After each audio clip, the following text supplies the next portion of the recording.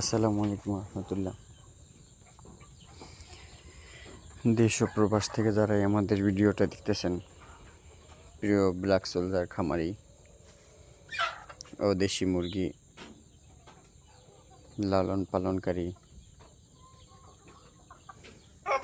খামারি ভাইয়েরা,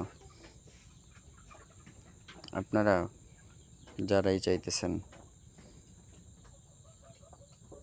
ফিডের বিকল্প খাবার হিসেবে প্রাকৃতিক উপায়ে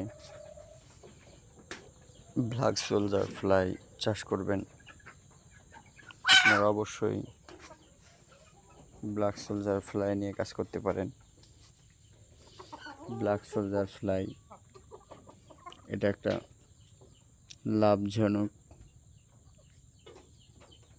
একটা ফার্মিং।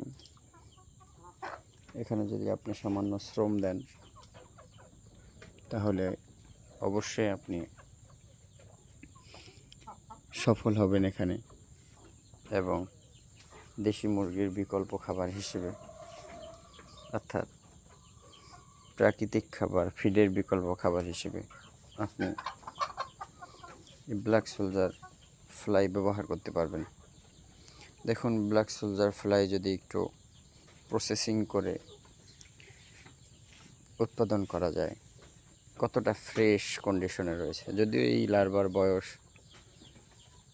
কিছুর বয়স আছে 5-7 দিন, কিছুর আছে 2-1 দিন কম বেশি।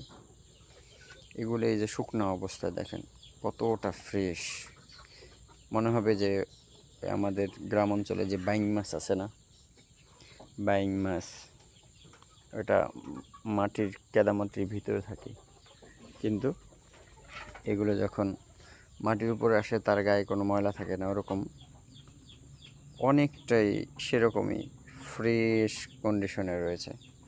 ওরকম আমি যদি লার্ভা উৎপাদনের ক্ষেত্রে খাবার আর্দ্রতা একটু কমিয়ে রাখি, তাহলে দেখা যাবে যে লার্ভাগুলো অনেক সুন্দরভাবে ফ্রেশ কন্ডিশনে অনেক সুন্দরভাবে থাকবে এবং ময়লাযুক্ত থাকবে না। তাহলে দেখবেন মুরগিকে খাওয়াতেও আপনাদের সমস্যা পোহাতে হবে না। এ কারণে আসুন আমরা পরিকল্পিতভাবে ব্ল্যাক সোলজার এর চাষ করি এবং আমাদের মুরগি ফার্মিংয়ের ক্ষেত্রে লাভজনক একটা অংশ এখান থেকে কুড়িয়ে নিই। আল্লাহ তাআলা আমাদেরকে তৌফিক দান করুন। আসসালামু আলাইকুম রহমতুল্লাহ।